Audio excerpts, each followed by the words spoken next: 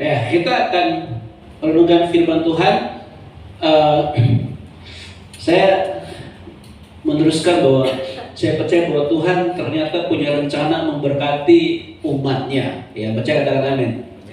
Tuhan punya rencana memberkati umatnya. Setiap kita ini, waktu kita sudah bertobat, kita sudah lahir baru, kita adalah anak siapa? Anak Allah, ya. Anak Allah, anak raja segala raja, anak Tuhan. Jadi kita punya sesuatu di dalam diri kita, dalam roh kita, itu yang mengatakan bahwa Roma 8 mengatakan roh dalam diri kita membuat kita berseru, ya Aba, ya Bapa. Ya. Roh dalam diri kita berseru pada Tuhan, ya Aba, ya Bapa. Ini hak istimewa bagi anak Tuhan yang tidak dipunyai oleh siapapun selain orang yang mengenal Yesus.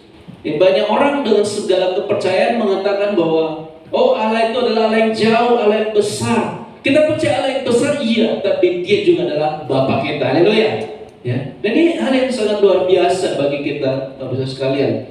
Ya, sehingga kita punya hal-hal yang Tuhan mau kerjakan dalam diri kita, dan janji Tuhan begitu luar biasa. Kemarin saya sudah sampaikan bahwa di Yohanes 1:2 mengatakan, aku berdoa supaya kamu baik-baik saja, sama seperti apa?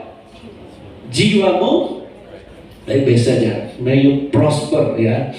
May you prosper as your soul prosper. Dan saya percaya bahwa itu yang Tuhan mau bagi setiap anak Tuhan. Tuhan mau setiap anak Tuhan, untuk penyediaan Tuhan itu nyata bagi hidup kita. Amin. Ya, amin. Nyata bagi hidup kita. Saya percaya bahwa setiap anak Tuhan ya bisa mengalami bagaimana penyediaan Tuhan itu nyata, ya. Dan banyak dari kita sudah mengalami bagaimana Tuhan menyediakan waktu kita membutuhkan, ya, sehingga kita tidak perlu khawatir akan masa depan, ya, karena Tuhan mau bekerja. Dan Tuhan itu Allah yang hidup. Dia bukan hidup dulu, tapi Dia juga hidup sekarang. Haleluya.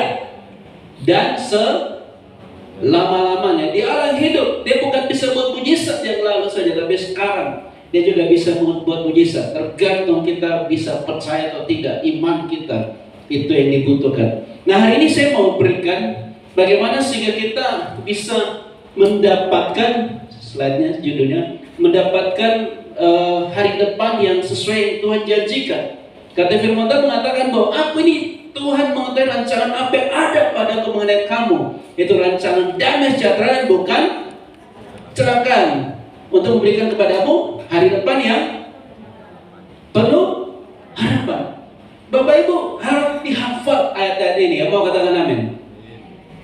Ya, Tuhan memberi yang terbaik bagi setiap kita. Tapi mengapa seringkali banyak anak Tuhan tidak mengalaminya, ya? Wah, saya pernah sampaikan di padang gurun aja begitu jauh dari keramaian, begitu jauh dari manusia yang lain. Orang mereka punya kebutuhan, Tuhan bisa kirimkan burung puyuh itu, Tuhan bisa turunkan mana dari langit. Kok seperti itu aja bisa? Masa kita tidak bisa tolong? Pasti Tuhan tolong. Haleluya. Sedang berkarya dalam hidup kita. Tapi mengapa, ya, kita bisa mengalami hambatan untuk hal ini? Saya mau kita renungkan pada pagi hari ini, ya. Sudah siap? Yang siap katakan amin. Ya. Kita perlu belajar ini, ya. Klik nomor 1. Ini suatu kegelisahan dalam diri saya, suatu keresahan dalam diri saya, bagaimana umat Tuhan banyak tidak bisa mengalami pemenuhan janji Tuhan, ya, dalam kehidupannya, ya. Ternyata itu karena ada hal yang perlu diubah dalam pola pikir dan kepercayaannya, ya. Karena tanpa ini dirubah, kita salah memahami Tuhan. Ada banyak orang bilang Tuhan itu jahat. Ada nggak orang berpikir seperti itu? Ada. Tuhan itu jahat, Tuhan itu kejam, Tuhan itu gak baik. Ada orang bisa berpikir seperti itu. Kenapa? Karena apa yang dialami itu sepertinya kayak gitu. Tapi banyak dari antara kita mengatakan Tuhan itu baik. Amin. Mengapa? Karena kita punya satu pandangan yang benar, kepercayaan yang benar, kita menerima sesuatu yang benar, ya. Jadi itu bukan Tuhannya yang berubah, tapi bagaimana kita memandang Tuhan. Bagaimana kita mempercayai Tuhan? Bagaimana kita bisa mengasihi dia dan tahu rencananya bagi dia. Tanpa kita mengenal Tuhan, maka kita tidak bisa mencapai apa yang Tuhan mau bagi hidup kita. Ada orang-orang hidup dalam dosa, ketidakkudusan bertahun-tahun, ya, karena dia tidak mengenal Tuhan, bahwa Tuhan bisa mengalahkan dosa di dalam hidup kita. Ya, mau katakan amin. Ya. Dengan pertolongan Tuhan, bukan kekuatan kita, tapi dengan pertolongan Tuhan, kita mengerti apa yang Tuhan mau. Saya juga dulu ya ada dosa yang berputar-putar dalam satu dosa ya, dan itu udah ya ada belasan tahun yang lalu, 20. Dan saya tidak bisa keluar dari sana ya. Tapi setelah saya mengerti kebenaran ya, bahwa Tuhan bisa melepaskan saya dari sana, itu lepas.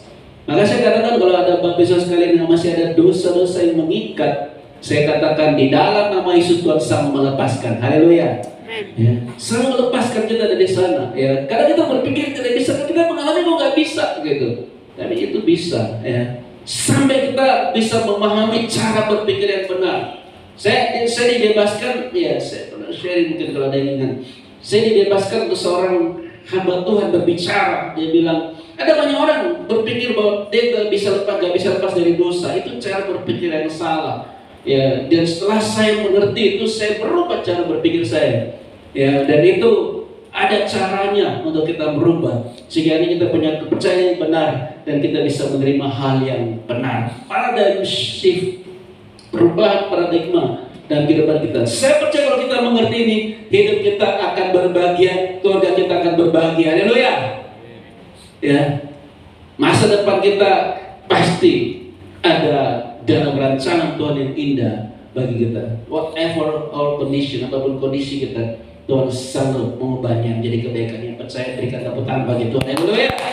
Ya, Tuhan sanggup mengubah. Bahkan bagi manusia hal itu buruk sekalipun, Tuhan sanggup mengubahnya menjadi kebaikan bagi kita. Ya, kita saya sudah sharing itu berkali-kali, jadi saya percaya kita semua tahu. Klik, kita langsung aja masuk.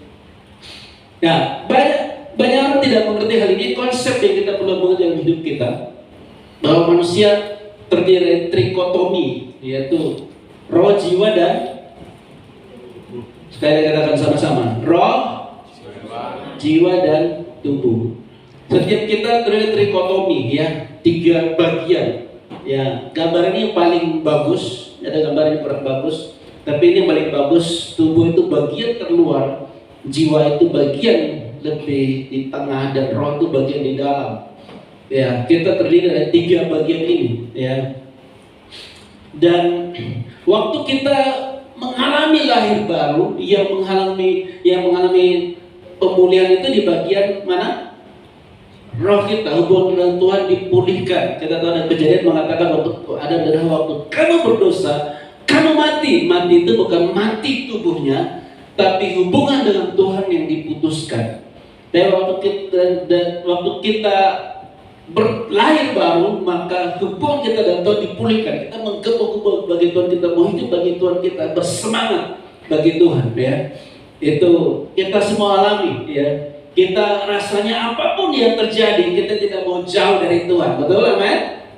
Kita mau sungguh-sungguh pada Tuhan. Masalahnya itu bisa dijaga atau tidak, itu problemnya, ya. Dan disinilah waktu kita sudah dipulihkan di dalam roh kita, ada satu hal yang sangat penting yang seringkali kita bisa lupakan, yaitu kita perlu adanya pemulihan di dalam jiwa kita secara terus-menerus. Jiwanya masih harus mengalami pemulihan, pembaruan terus-menerus. Jiwa yang seperti apa? Jiwa yang malas, jiwa yang menyenangi dosa, jiwa yang berpikir secara negatif. Ini yang di akhir saya akan berikan beberapa contoh.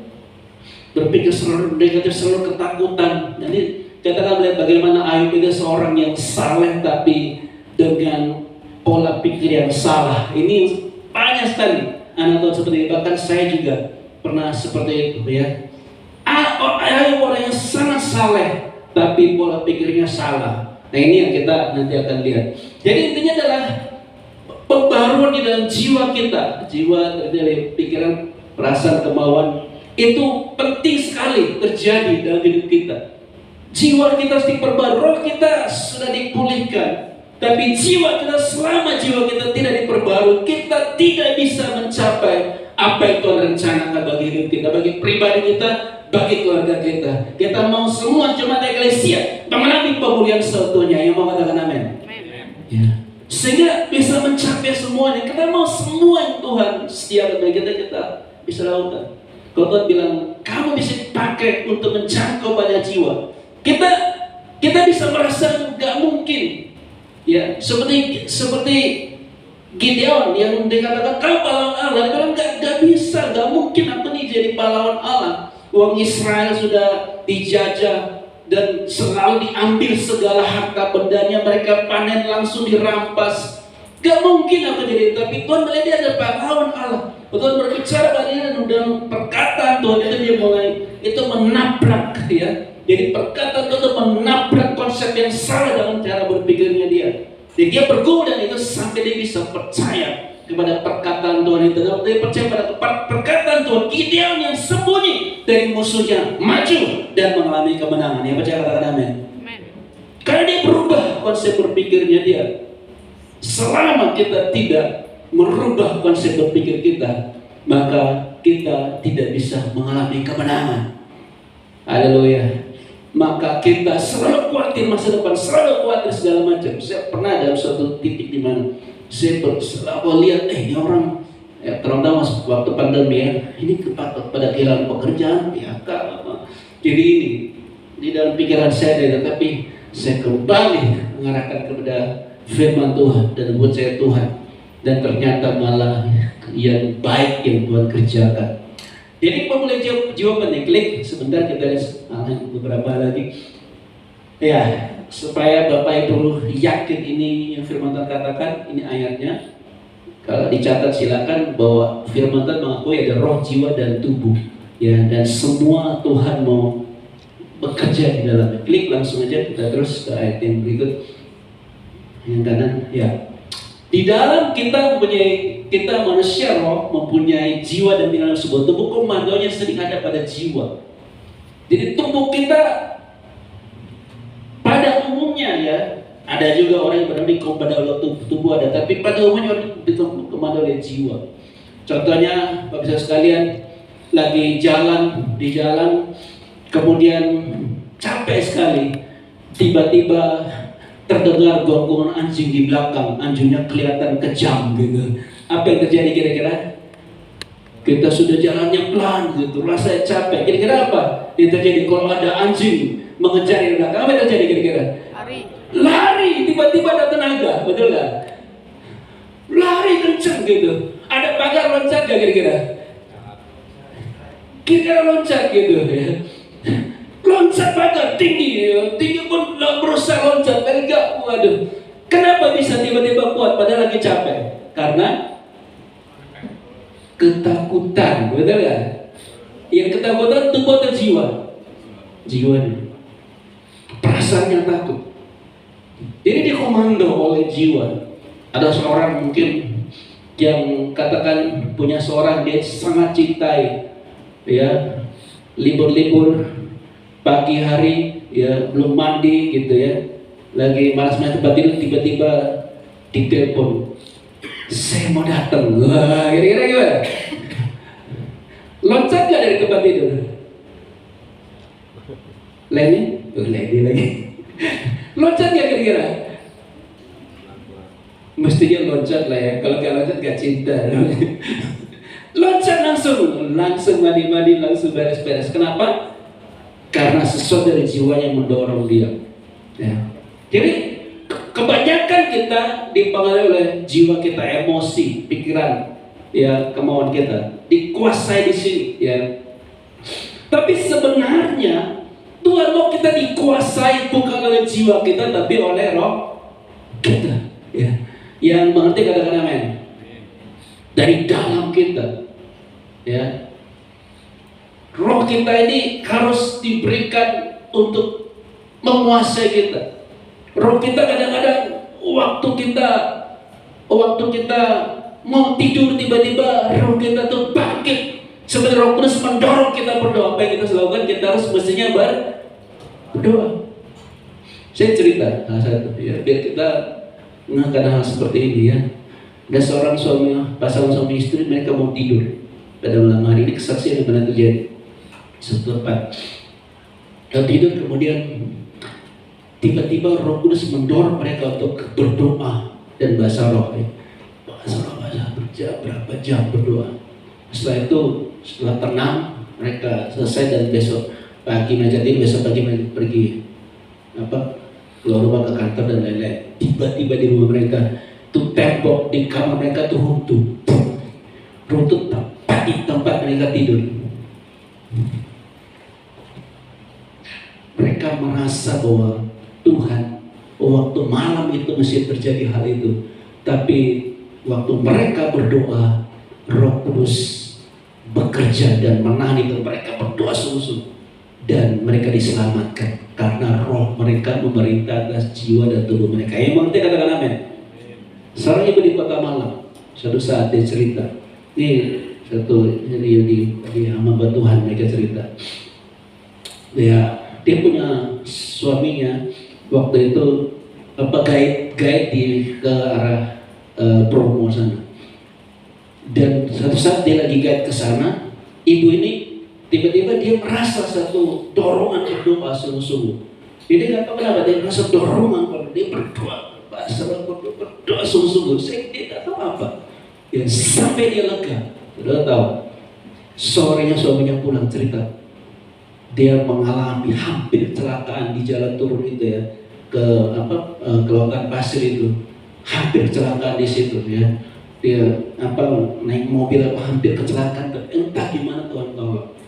Istrinya tanya, jam berapa kamu? Jamnya tepat waktu dia berdoa. Ya. Saya percaya bahwa roh kita mesti harus memerintah atas tubuh kita. Yang mau katakan amin. Ya. Kita belajar seperti itu. Mungkin kita susah, Tuhan bangunkan kita berdoa bagi keluarga kita. Ya. Kita belajar bukan hal itu. Dan Tuhan akan berkarya luar biasa ya. Karena waktu kita berdoa ya, setiap apa yang saya juga, saya berdoa, tiba-tiba saya dapat sesuatu untuk seseorang. Dan sering kalau saya sampaikan dan benar itu terjadi pada orang itu. Karena kita harusnya menjadi manusia rohani, dipimpin dari dalam roh kita. Sekali yang percaya katakan amin. Kita belajar saudara sekalian. Kalau kita punya orang seperti itu, kita senang. Kita akan melihat anugerah Tuhan dan mengalir. Ya, karena firman Tuhan mengatakan barang siapa dipimpin oleh Roh Allah adalah anak Allah. Ya. Kita percaya bahwa kita melakukan hal-hal yang kita tahu firman Tuhan katakan. Ya, maka kita akan melihat penyertaan Tuhan begitu luar biasa. Ya, ini mungkin kita simpan dulu ya. Mungkin yang masih belajar belum terlalu ngerti simpan ya. Kita percaya Tuhan akan berbicara, akan menerangkan lebih lanjut pada saat ini. Tapi saya mau fokus pada jiwa. Klik lagi. Klik.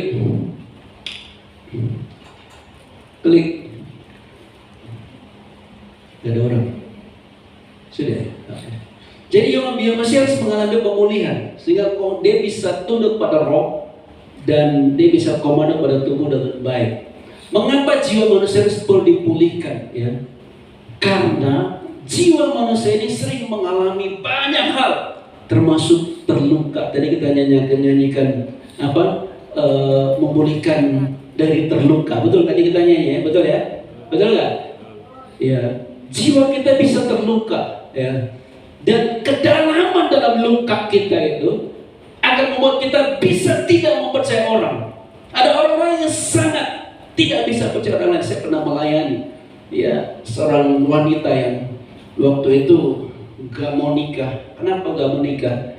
Karena dia pernah waktu kecil mau diperkosa oleh bapaknya sendiri. Ya, sehingga dia bilang semua laki-laki jahat. Dia konsultasi sama saya, dia bilang laki-laki jahat. Saya bilang saya enggak loh ya. Tapi intinya adalah setelah kita layani, dia dipulihkan Tuhan dan sudah menikah baik-baik karena jiwanya mengalami pemulihan. Yang mati katakan amin. Jadi jiwa kita sangat mempengaruhi kita, ya, sangat berpengaruh. Jiwa kita harus dipulihkan oleh Tuhan. Tanpa jiwa kita dipulihkan, kepahitan dalam hati kita dan jiwa kita itu di bagian dalam, ya, yang kadang-kadang kita tidak sadar lagi, tapi ada di kedalaman diri kita, ya. Kita nggak sadar lagi, tapi itu di kedalaman diri kita. Kita itu masih mempengaruhi kita, ya. Ya, mungkin ada yang pernah tahu, ya, saya pernah dengar seorang dokter bersaksi bahwa dia sulit kalau melihat orang itu punya janggut, ya. Sulit, orang berjanggut itu dia langsung ketakutan. Ternyata setelah di konseling, mengapa seperti itu? Karena dia waktu kecil melihat papanya waktu zaman PKI, ya, atau 60-an itu, papanya itu ditembak oleh orang yang berjanggut. Dia lihat sendiri papanya tembak mati, dan itu merupakan pukulan yang begitu keras dalam dirinya. Dia terluka dan dia menjadi lihat orang seperti dia ketakutan. Nah, seringkali kita sehingga kita gampang takut, lihat masalah takut, segala hal di depan kita khawatir, kita mudah. Kenapa? Jiwa kita harus dipulihkan oleh Tuhan, dan saya percaya Tuhan mau memulihkan kita. Ayo katakan amin. Ya. Tanpa kita dipulihkan oleh Tuhan, maka kita menjadi orang yang tidak bisa hidup seutuhnya di dunia ini. Kita ada sesuatu, kita tertinggal di belakang kita. Waktu kita benci kepada orang pada kesalahan dia berapa tahun yang lalu, berarti hidup kita setengahnya ada di sana. Kita tidak hidup sepenuhnya di dalam saat ini, tapi setengahnya kita penuh kepahitan di belakang kita. Ya, dan itu kalau Tuhan gak pulihkan, kekuatan kita gak bisa penuh menghadapi kehidupan kita. Kita nggak bisa penuh, karena Tuhan mau memulihkan kita. Itu sebabnya kita perlu untuk salah satu adalah klik lagi, kita belajar firman Tuhan. Klik, kita belajar firman Tuhan. Kita mengatakan sebab itu buanglah segala sesuatu yang kotor dan kejahatan begitu banyak. Ini apa maksudnya? Kepahitan itu dan kejahatan di hadapan Tuhan. Amin, saudara. Amin. Kepahitan itu kejahatan di mata, kebencian itu kejahatan di mata Tuhan.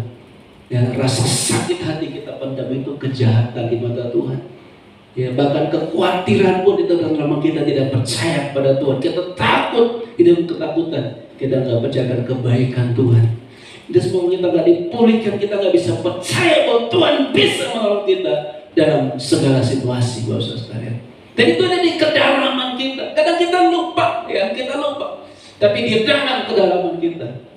Itu. Jadi salah satu cara memulihkan adalah dengan kita merenungkan firman. Merenungkan firman. Dan juga salah satu juga bentuk Tuhan pulihkan, yaitu salah satu, ya, waktu kita juga ada dalam hadirat Tuhan. Waktu kita juga didoakan orang lain juga yang sudah mengalami pemulihan. Tuhan juga pakai untuk memulihkan.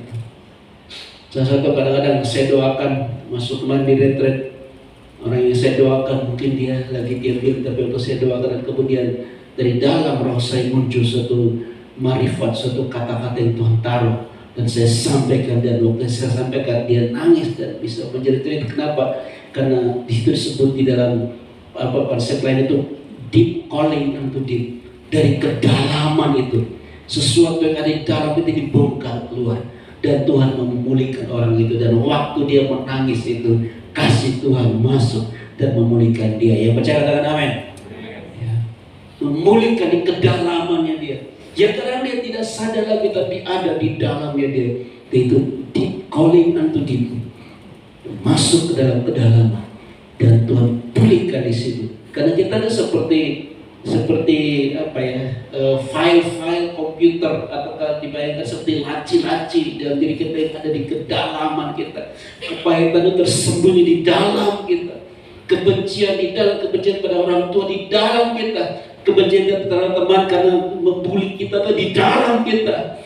Kita merasa Tuhan itu tidak baik pada kita, ada di dalam kita. Satu laci khusus itu kepahitan kita. Kalau itu, dan kalau Tuhan nggak pulihkan kita di situ, kita nggak bisa mengalami kebaikan Tuhan yang mau Tuhan curahkan dalam kehidupan kita. Bapak sekalian, penting sekali pemulihan ini bagi hidup kita. Ya, kita perlu untuk mengalami benar pemulihan Tuhan yang luar biasa. Ya, seringkali saya sampaikan, ya, bahwa masa lalu saya melihat Tuhan Ya, waktu saya masih kecil juga penuh dengan kepahitan dan kebencian ya. Penuh dendam rasanya. Tapi waktu saya bertobat, saya menangis dan terpulihkan saya. Dan setelah itu saya bisa mengerti orang yang mengalami itu sehingga bisa melayani mereka juga ya. Jadi firman Tuhan penting ya. Jadi kita dengan khotbah juga Tuhan bisa pakai untuk memulihkan hati kita. Kalau saudara baca di dalam Yakobus ini satu-satunya mengatakan firman, terimalah firman yang tertanam dalam hatimu yang berkuasa untuk apa sini? Menyelamatkan. Artinya memulihkan jiwa kita. Roh kita sudah dipulihkan, tapi jiwa kita harus dipulihkan terus-menerus. Gambaran Tuhan itu, kalau ada yang bilang Tuhan itu jahat, berarti gambaran Tuhan dalam dirimu perlu dipulihkan oleh Tuhan. Ya, mau katakan amin. Kalau nggak dipulihkan oleh Tuhan, engkau seperti mengalami Tuhan jahat, tapi bukan Tuhan jahat. Cara pandangmu menghalangi Tuhan bekerja dalam hidup. Ya, cara pandang menghalangi Tuhan bekerja dalam kehidupan kita. Ya. Dan kalau tidak dipulihkan, maka kita menjadi orang yang tidak bisa menikmati kebaikan Tuhan. Klik lagi. Saya lihat jamnya sudah ini. Oke. Merenungkan firman adalah kita merenungkan sampai itu masuk ke dalam kita. Ya. Hagar itu merenungkan berulang kali. Ya, dipakai kata Hagar dalam Yesus 8. Saya nggak tulis ayatnya, saya pikir kita semua sudah tahu. Salah satu yang kita mestinya hafal. Merenungkan berulang kali, berkata-kata pada diri kita sendiri berulang kali. Yesus 8 ayat 8 mengatakan, janganlah kamu lupa apa? Merenungkan kitab Taurat ini, tapi memperkatakan ya, tapi renungan siang dan malam ya, supaya kau berjalan hati dan merenungkan ini berkata-kata pada diri kita. Kamu harus mengawas, kamu harus merenungkan firman Tuhan terus siang dan malam. Kalau merenungkan, maka perjalananmu akan berhasil dan kau akan beruntung. Katakan, ucapkan ini berkali-kali. Saya percaya setiap orang kalau benar merenungkan firman Tuhan akan menikmati hasilnya. Haleluya. Belajar benar-benar merenungkan firman Tuhan. Satu contoh. Seorang yang saya bilang tadi mempunyai orang yang saleh tapi cara berpikir yang salah. Klik. Ayub seorang yang saleh dan pola pikir yang salah. Satu kalimat yang terkenal, Tuhan yang memberi, Tuhan yang mengambil. Ini salah satu kata-kata Ayub yang terkenal, tapi ini tidak benar. Ya. Saudara tahu bahwa dalam Alkitab ada orang-orang dan cara berpikir berkata-kata yang itu memang salah. Ya. Tapi ini tidak benar. Dia memang tidak berdosa kepada Tuhan, tapi dia tidak bisa menikmati kebaikan Tuhan karena Tuhan tidak pernah mengambil yang baik dari diri kita. Amin. Yang ambil siapa? Kalau saudara baca di Alkitab itu, setan yang mengambil.